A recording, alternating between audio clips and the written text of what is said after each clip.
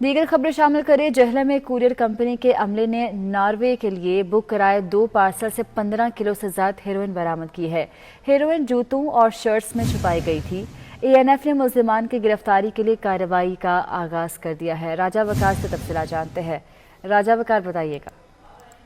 जी बिल्कुल, गुज़श्ता रोज एक ऐसा वाक़या पेश आया कि निजी कोरियर कंपनी ने एक लिए कुछ सामान बुक करवाया जिसके जूतों में से हेरोइन बरामद हुई और उसने एफआईए को काम को अदा किया, जिस पे एफआईए ने आके वो सामान जब्त किया, जिससे तकरीबन 475 ग्राम के करीब हेरोइन बरामद कर ली और जूतों के अंदर से भी बरामद कर ली। पुलिस ने एफआईए काम ने मुकदमा दर्ज करके मुल्जिमान के खिलाफ तफ्तीश शुरू कर दी है। ठीक है, बहुत शुक्रिया।